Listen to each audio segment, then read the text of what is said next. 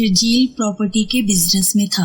इस बिजनेस में उसे काफी प्रॉफिट भी हो रहा था। जब उसने बिजनेस स्टार्ट किया था तो वो 2-3 मरले पे घर बना के वक्त करता था, मगर अब उसका बिजनेस इतना बढ़ गया था कि वो हाउसिंग सोसाइटी बनाता था। चंद सालों में उसने बहुत सी गैराबाद जगह आबाद की थी। अब भी उसने एक गांव का काफी रकबा खरीदा था। इस गांव में आबादी बहुत ज्यादा नहीं थी और लोगों के घर भी पुराने तर्ज के बने हुए थे। शर्जील जदीद तर्ज के घर बनाता और फिर हॉस्पिटल, स्कूल, पार्क, इन तमाम सहूलियत के साथ कीमत भी मुनासिब रखता। इसलिए उसकी सोसाइटी के घरों की तामीर मुकम्मल होते ही तमाम घर फरोख्त हो जाते। अब भी वो लाइट हाउसिंग के नाम का ब्रांड बन चुका था। लोग उस पर ट्रस्ट करते थे। शर्जील अपने मैनेजर और आर्किटेक्चर के साथ विजिट के लिए आया। उसने जो जमीन खरीदी थी उसमें एक हवेली भी थी। हवेली काफी पुरानी थी और आबादी से दूर भी। इस वीराने में किसी को हवेली बनाने की क्या सूझी। शर्जील हवेली की तरफ देखकर बोला, सर ये हवेली किसी राजा या वडेरे की होगी। पहले वक्तों में राजा महाराजा ईंट गारे और संगे मरमर से हवेली या महल बना लेते थे। गरीब लोग के घर कच्चे होते थे। फिर जब वो लोग वहाँ से किसी और जगह मूव करते थे तो आलीशान महल तो वैसे के वैसे रहते और कच्चे मकान मिट्टी के साथ मिट्टी हो जाते। मैनेजर मुस्कुराते हुए बोला, कह तो तुम ठीक रहे हो, चलो देखते हैं इस हवेली का क्या करना है। शर्जील अपने काम में लग गया। उनके हिसाब से वो हवेली कॉलोनी से बाहर थी। तो शर्जील ने जब हवेली को अंदर से देखा वो बहुत खूबसूरत थी। काफी अरसे से हवेली में कोई रहाइश ना थी, इसलिए धूल मिट्टी से बुरा हाल था। फिर भी वो हवेली नायाब थी। साइका, जो जगह हमने खरीदी है इसमें एक हवेली भी है जो कि बहुत खूबसूरत है। शर्जील हवेली की तारीफ करने लगा। बाबा मुझे भी वो हवेली देखनी है। पास बैठी नवेरा एक्साइटेड थी। अभी तो पूरी हवेली धूल मिट्टी से भरी पड़ी है। मैंने मैनेजर को बोला था साफ सफाई करवाने के लिए, फिर देखते हैं। मैं तो ये सोच रहा था कि इस प्रोजेक्ट को कंप्लीट होने में 2.5-3 साल का टाइम तो लगेगा। कुछ मजदूर और अमला हमें गाँव से मिल जाएगा और बाकी अमला तो हमें शहर से ले जाना पड़ेगा। इन सब की रिहाइश और खाने पीने का इंतजाम तो करना होगा। रिहाइश के लिए हवेली बेस्ट है और हमारा कुक तो पहले ही रेडी होता है। लीजिए, आपने सारा प्रोग्राम सेट कर लिया। मैं सोच रही थी कि नवेरा मैट्रिक के पेपर्स के बाद रिजल्ट आने तक फारिग है और जैन की यूनिवर्सिटी दूसरे शहर में है। वो वैसे ही महीने में एक दफा घर आता है। आप चले जाएंगे तो हम अकेले यहाँ क्या करेंगे। चंद माह गाँव के साफ सुथरे माहौल में रह लेते आपके साथ। ये तो अच्छा आइडिया है। तुम लोग साथ रहोगे तो मैं तुम दोनों की तरफ से बेफिक्र रहूंगा। शर्जील मुतमईन हो गया। पर बाबा गाँव की जिंदगी तो बड़ी बोर होती है। न केबल न नेट। नवेरा ने मुंह बनाया। तुम किसी जंगल में नहीं जा रही, वहाँ सब कुछ है। Net, cable, school, college. Sharjeel हंसने लगा। साइका भी मुस्कुरा दी। चंद दिन में हवेली का काम मुकम्मल हो गया। सफाई के साथ साथ शर्जील ने पेंट भी करवा लिया। नवेरा गाड़ी में बैठी हवेली और गांव की जिंदगी का तस्वर करती रही और हवेली पहुंचकर वो हैरान रह गई। उसकी सोच से भी ज्यादा खूबसूरत थी हवेली। हवेली की हर चीज अपनी मिसाल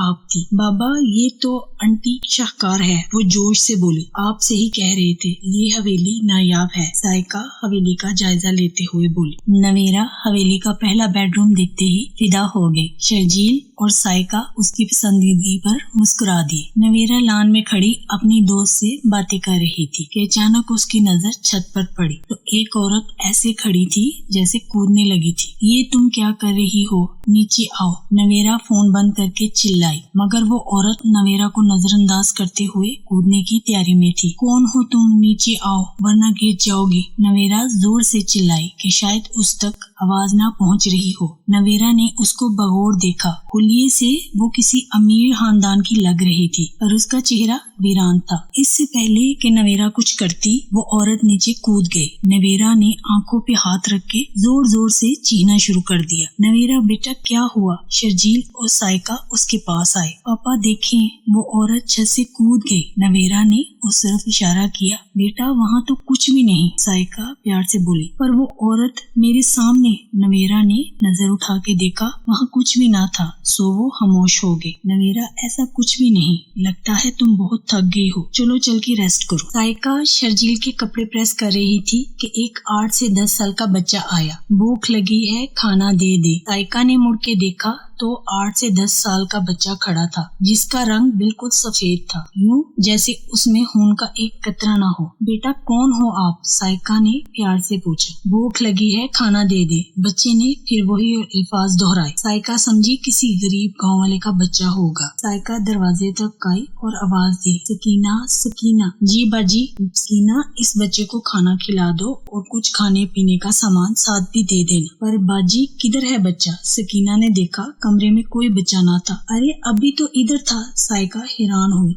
बाजी एक बात बताऊं? सकीना डरते डरते बोली। हाँ बोलो। साइका अभी तक उसी कैफियत में थी। बाजी, सुबह जब मैं किचन में सफाई कर रही थी तो वहाँ भी एक अजीब सा बच्चा खाना मांग रहा था। जब मैं प्लेट में खाना डाल के देने लगी तो वो गायब था। मैं उसे ढूंढने बाहर तक आई पर वो मुझे नहीं मिला और बाहर गेट भी बंद था। फिर वो कहाँ से आया और कहाँ चला गया? बाजी, मुझे तो लगता है इस हवेली में असेब है। वो खौफजदा थी। रात को साइका ने आज के दिन का वाकया और सकीना के साथ हुई सारी बातें शर्जील को बताई। ऐसा कुछ भी नहीं, हाँ का वहम है तुम लोगों का। शर्जील ने उसकी बात को खासी अहमियत ना दी। अब सो जाओ, मुझे भी सोने दो, सुबह बहुत से काम करने हैं। शर्जील ने बेड की तरफ कदम बढ़ाए। आधी रात के वक्त उन्हें किसी औरत और बच्चे की रोने की आवाजें आने लगी। शर्जील और साइका जल्दी से नवेरा के कमरे की तरफ भागे। बेटा तुम ठीक हो? साइका परेशान थी। मामा, ये आवाजें? नवेरा खौफजदा अंदाज में बोली। थोड़ी देर बाद आवाजें और तेज हो गई तो वो उस कमरे की तरफ बढ़े जहाँ से आवाजें आ रही थी। उन्होंने खिड़की से देखा कि एक बच्चा पेट पकड़े बुरी तरह रो रहा है। माँ, मैं भूख से मर जाऊंगा। वो बुरी तरह बिलक रहा था। पास बैठी औरत रो रही थी और बेबसी से उसे देख रही थी। माँ, वो पेट पकड़े बुरी तरह तड़प रहा था। तड़पते तड़पते वो बेहोश हो गया। शर्जील जल्दी से दरवाजा खोल के अंदर आया पर अंदर कोई नहीं था। मैं आपसे कह रही थी कि इस हवेली में कुछ गड़बड़ है। साइका खौफ से चीखी। तुम लोग अपनी पैकिंग करो, सुबह होते ही यहाँ से निकल जाना। मैं इस हवेली का सच जानने की कोशिश करता हूँ, वो गंभीर अंदाज में बोला। दूसरे दिन शर्जील ने गांव वालों से पूछगछ की तो गांव वालों ने बताया कि अक्सर इस हवेली से रोने, बैन करने और चीखने चिल्लाने की आवाजें आती हैं और कई साल पहले यहाँ एक फैमिली रहने आई थी। 3 दिन बाद ही वो लोग यहाँ से चले गए और फिर कभी वापस नहीं आए। ये आधा सच था। पूरा सच जानने के लिए वो गांव वालों के बताने पर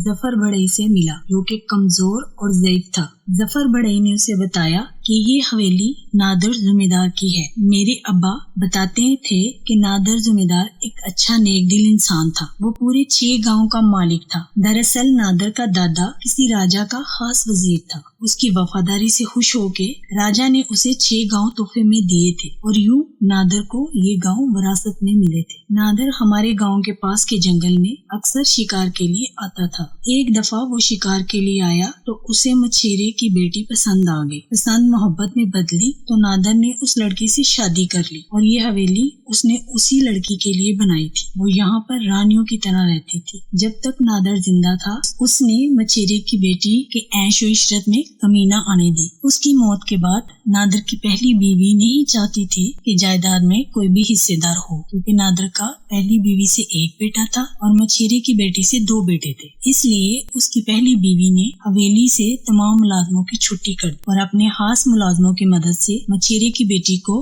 हवेली में नजरबंद कर दिया। बूढ़ा सांस लेने को रुका और खांसने के बाद बोला, अब्बा जी बताते हैं कि उसके दोनों बच्चे सारी रात भूख से रोया करते थे। वो इन पहरेदारों मुलाजमों की मिन्नतें करते, कोई उसकी ना सुनता और एक दिन दोनों बच्चे भूख से तड़प कर मर गए और उस औरत ने अपने बच्चों के गम में छत से कूदकर अपनी जान दे दी। नादर की पहली बीवी को फिर भी रहम न आया। उसने उनकी लाशें उसी घर के तहखाने में फिकवा दी। शर्जील को ये सुन के बहुत दुख हुआ। उसने तहखाने में से उनकी लाशें निकाल के दफना दी और इस हवेली में एक फ्री फूड रेस्टोरेंट खोल दिया जहां हर कोई मुफ्त खाना खा सकता था। फिर कभी किसी ने उस हवेली से रोने और चीखने की आवाजें ना सुनी।